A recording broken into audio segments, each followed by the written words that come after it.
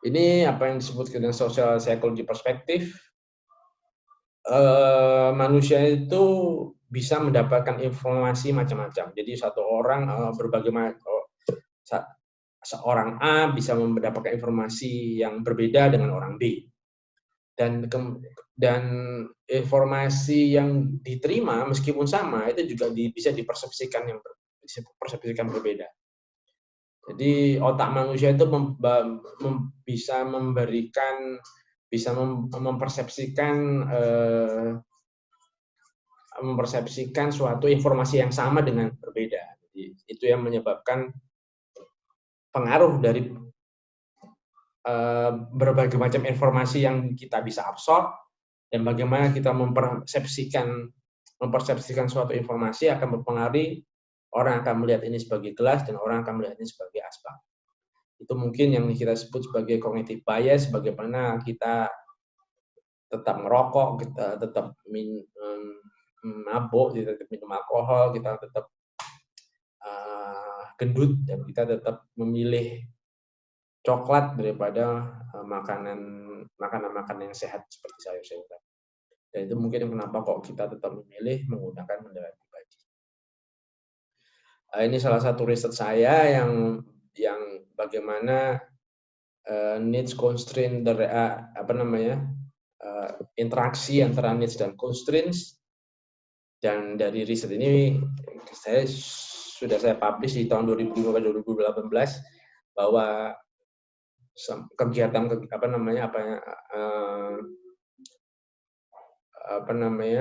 implementasi dari car reduction policy harus mengconsider atau mempertimbangkan breaking or changing habits and influencing attitudes or intention program. Jadi breaking atau changing habits. Jadi ini past behavior ini part of the proxy of habits. Bagaimana kalau kita juga harus persuade orang how to change their habit dari kendaraan pribadi ke angkutan umum. Dan juga attitude dan intention program. Jadi bagaimana attitude kita itu juga dirubah. Yang tadinya fokus kepada kendaraan pribadi dirubah dengan menggunakan angkutan umum. Dengan berbagai macam program seperti perbaikan kesehatan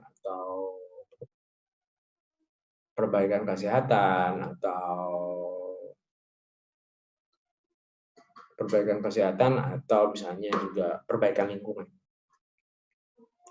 Ini bagaimana pengaruh lifestyle ya dan mobility biography terhadap penggunaan kendaraan pribadi, for example. Jadi lifestyle itu adalah salah satu social psychology variable yang sifatnya lebih jangka panjang, sehingga dalam waktu yang jangka panjang, sehingga lifestyle ini sifatnya lebih jangka panjang, sehingga mungkin akan menjadi salah satu antecedent dari social psychology variable yang mungkin bisa kita rubah. Kita bisa rubah instead of habit atau attitude kita. Jadi kalau kita merubah lifestyle, mungkin attitude-nya juga berubah dan intention kita juga berubah, dan mungkin akan merubah bagaimana kita bertransportasi.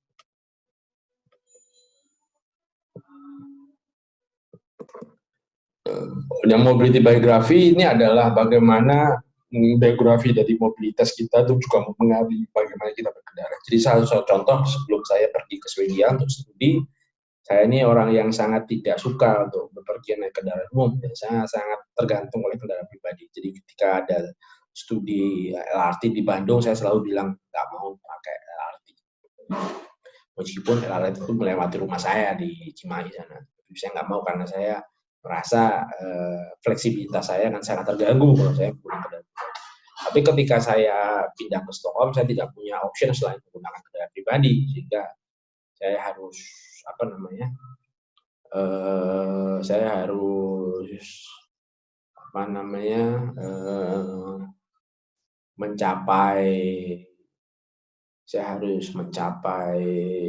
saya harus berpergian menggunakan kendaraan umum.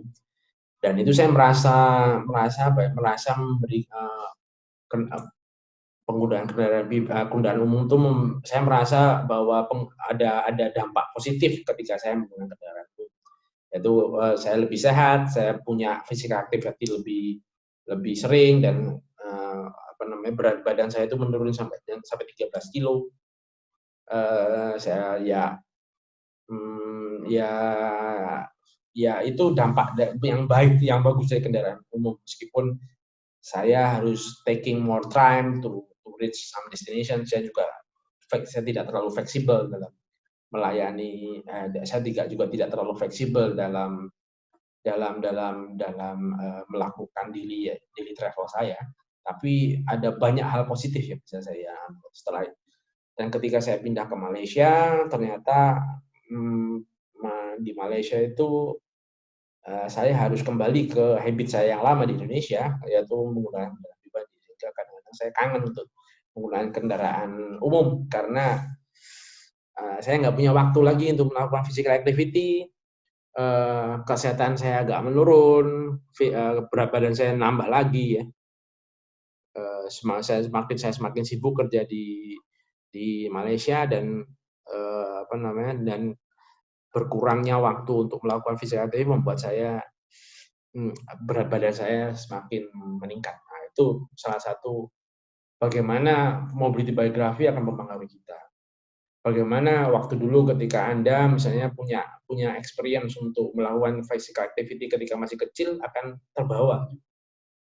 Itu akan membuat memori di kepala kita, sehingga akan akan mempengaruhi aktivitas kita. Jadi ini salah satu metode yang mungkin bisa digunakan untuk melakukan analisis. Ini salah satu bagaimana pengaruh dari mobility biography yang bisa digunakan dalam analisis. Ini beberapa riset saya yang sudah saya lakukan, mungkin tidak perlu saya jelaskan.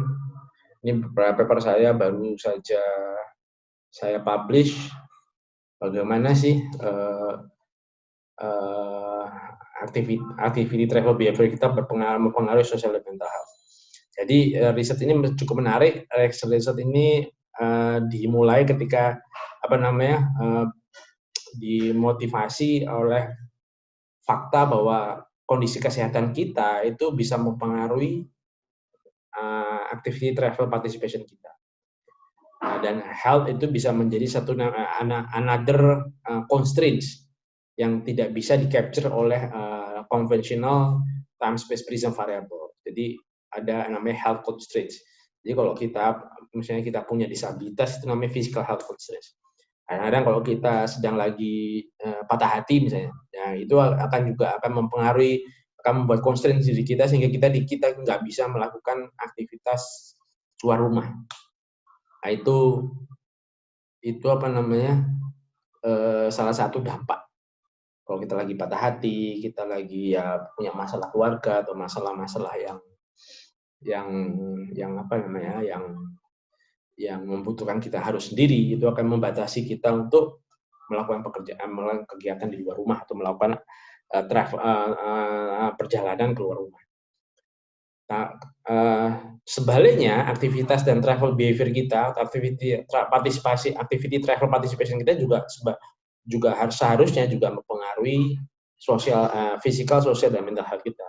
Tapi kenyataannya itu tidak seperti itu. Jadi kadang-kadang karena ada namanya integrity problem antara health dan activity travel participation, maka seringkali di model kita itu pengaruh dari activity travel participation itu insignifikan untuk mengaruhi sosial, fisikal, dan mental health. Oleh karena itu mungkin ada yang namanya integrity problems, mungkin ada namanya intermediate variables yang bisa menjembatani bridging in the influence of the activity travel participation to health.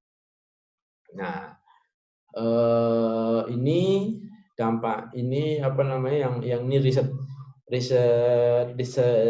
saya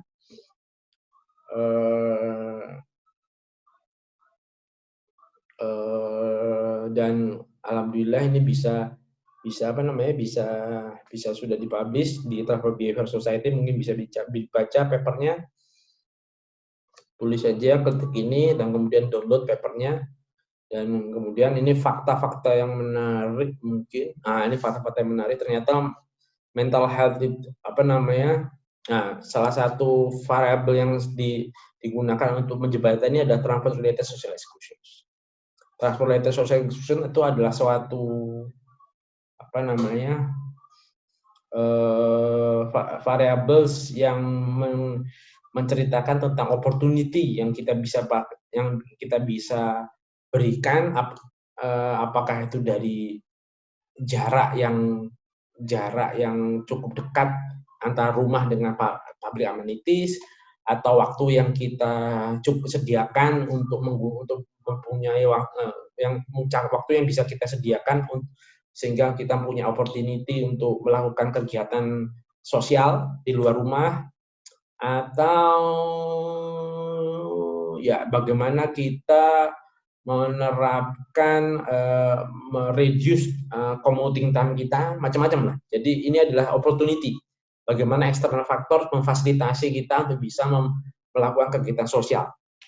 Ini salah satu variabelnya, dan ternyata transfer related social exclusion itu opportunity yang kita sediakan untuk kita bisa melakukan kegiatan sosial lebih banyak atau lebih sering atau apapun juga terminologi yang kita pakai, itu berkorelasi positif dengan social health tapi berkorelasi negatif. Ini karena apa?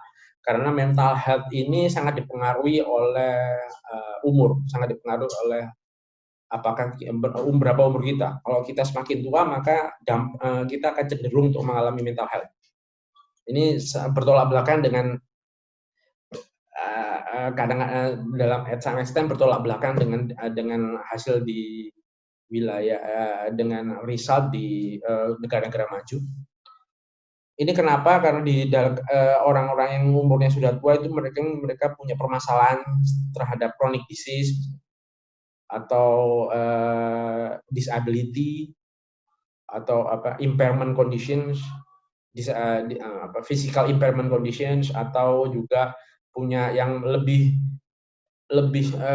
krusial di Indonesia itu adalah mereka punya mereka feeling financial insecurity. Kalau mungkin kita di Indonesia kan social security-nya itu rendah dan sebagainya, sehingga mental health kita ini cenderung lebih, orang-orang di later life, orang-orang tua itu cenderung lebih buruk, sehingga apapun yang kita gunakan, opportunity yang kita gunakan, kita sediakan itu tidak berpengaruh terhadap perbaikan mental health kita atau berpengaruh negatif. Artinya orang-orang yang tidak mempunyai dalam kondisi social exclusion-nya itu rendah, misalnya orang yang kemungkinan orang yang bekerja dalam waktu yang lebih tinggi, lebih panjang ya, atau dia pun tidak punya, dia menyempatkan waktu yang lebih sedikit untuk melakukan kegiatan sosial, itu cenderung untuk mempunyai mental health yang baik karena mereka kan lebih mempunyai financial security yang lebih tinggi. Mereka akan cenderung merasa diri dia lebih sehat. Mereka cenderung mempunyai sosial kapital yang lebih baik, atau dia punya social connection yang lebih baik daripada orang yang nggak punya kerja. Orang yang punya waktu banyak, kayak ibu-ibu rumah tangga yang nggak punya waktunya banyak, tapi dia punya social connection-nya rendah, atau dia pun tidak punya financial security, jadi cenderung punya mental health yang jauh lebih buruk daripada orang yang bekerja meskipun waktunya lebih banyak disuguhkan oleh bekerja dan tidak melakukan kegiatan sosial. Itu dampaknya. Jadi sehingga untuk memperbaiki mental health itu nggak bisa dengan ini, tapi dengan kondisi yang lain, yaitu bagaimana kita bisa memperbaiki financial security, financial health condition of the later life, dan so on. Ada mungkin fakta-fakta yang lain, misalnya dengan berbanyak non-motorized transport juga akan memperbaiki mental health. Tapi dengan memberikan opportunity yang lebih baik, itu akan memberikan social health yang baik. Mungkin definisinya agak sedikit berbeda meskipun saling berinteraksi, tapi ini fakta yang terjadi.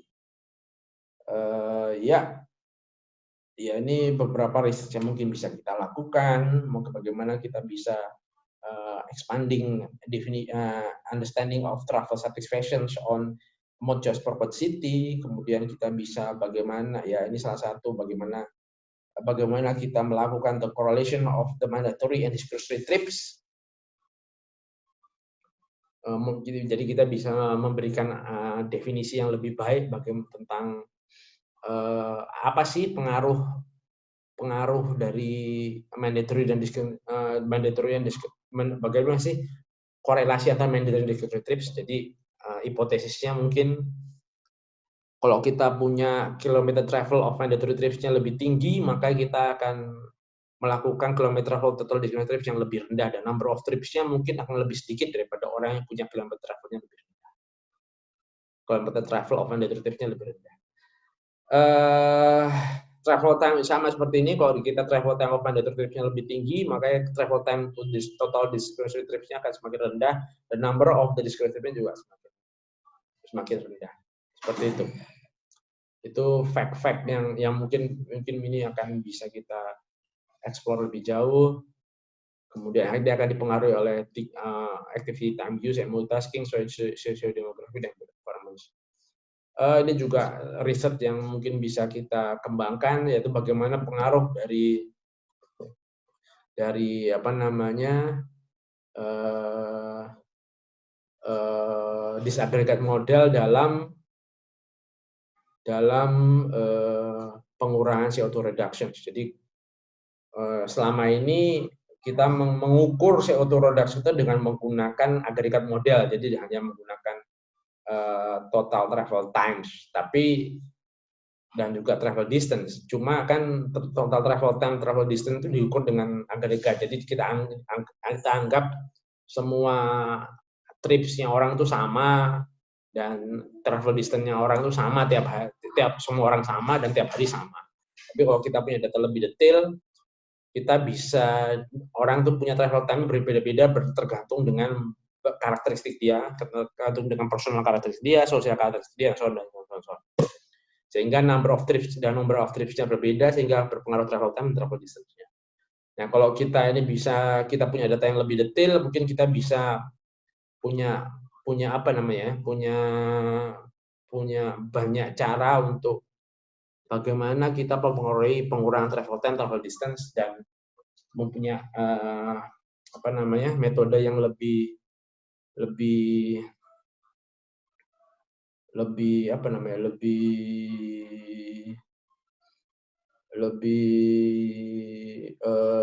detail. Bagaimana sih kita policy apa yang bisa kita lakukan untuk pengurangan travel time, travel distance dalam pengurangan CO2 production. Itu saja dari saya. Terima kasih atas waktunya untuk melihat video saya.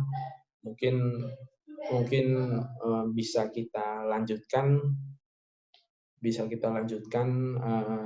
di lain waktu, dan mungkin kalau ada pertanyaan silakan email ke saya atau WhatsApp saya di nomor ini. Kita bisa diskusi lebih lanjut. Terima kasih waktunya, dan assalamualaikum warahmatullahi wabarakatuh.